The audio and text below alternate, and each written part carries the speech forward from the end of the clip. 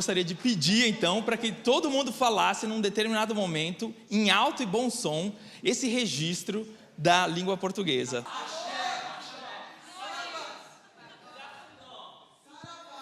So, this is my protest. Thank you very much, audience. This is my protest. Language is also culture. Language is society. Language is philosophy. So in languages, talking about language, we are talking about much more than the particular language tongue in which we speak. Language is something very important when you want to pass your ideas. It's something very relevant, and we really can't let it go, like it's nothing.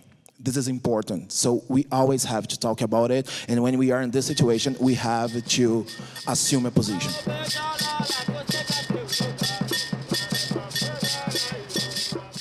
To serve European history and purposes and economies is also a European invention. So what is before that? Did we not exist before the cutting? Did we not exist before futurism? Did we not exist before the past? Because at the contrary of what Vini said, the ancestrality doesn't make us as clones of our ancestors. They are inspirations. Inspirations. And to be different from them, I do not have to cut the past. We all have dispersed and turned into separateness. Is actually from one place, and we've gone, the whole gamut of the conversation has gone from the notion of eradicating this idea of singularity and going back to kind of a plurality, a sort of togetherness. That's what generated the brilliance of what people are perhaps recognizing as Afrofuturism.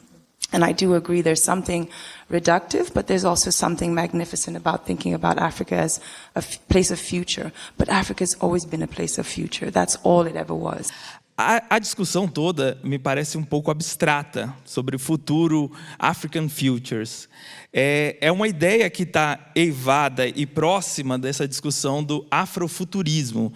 E é nessa ideia de afrofuturismo uma discussão um tanto romântica e distante do que a gente pode pensar como futuro a partir do presente. Quer dizer, estamos falando de 3 países, África do Sul, Estados Unidos e Brasil, 3 países que viveram uma segregação racial marcante. Apartheid nos Estados Unidos e na África do Sul, na lei. No Brasil, como diz o Nicolau Shevchenko, não precisou ser na lei. Só isso. Não precisou ser na lei porque era praticado socialmente. Então a gente está falando de um futuro sem enxergar como esse passado de segregação se expressa hoje.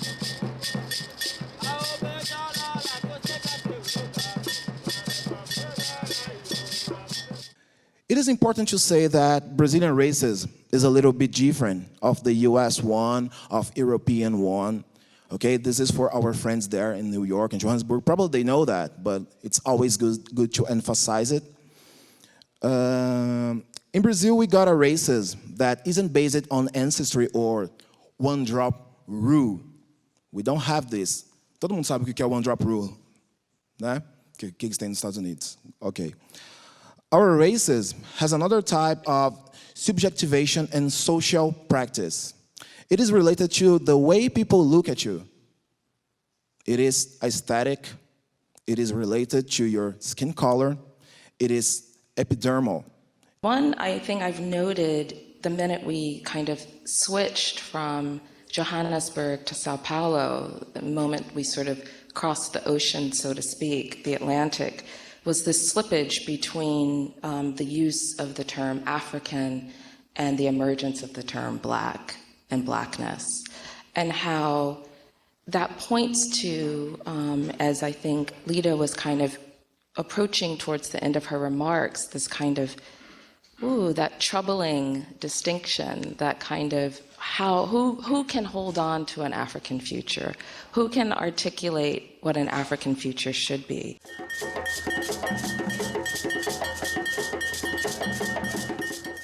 I think we specifically grew up in the ruins of the plan, the master plan, which is like, we could conceive it as the kind of the chronopolitical device for managing time at the beginning, the first, let's crudely say the first 50 years of the 20th century.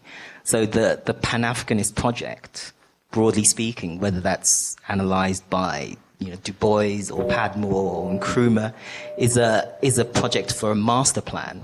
The Convention People's Party of Ghana have a 7-year plan for work and happiness. The president of Cameroon, Paul Biya, that was making these speeches and always telling the kids, you're the future. And actually, I was one of those kids. So you're the future, you're the future. And basically, we grew up thinking that. But then, what was he talking about? So basically, is there a possibility that he kept on talking about that to kind of evade talking about the present? Africa, in a not common sense, it wasn't about poverty. It was about empowerment and future. This ancestrality sense of time, of a temporality, future, is not something that is completely separated of past.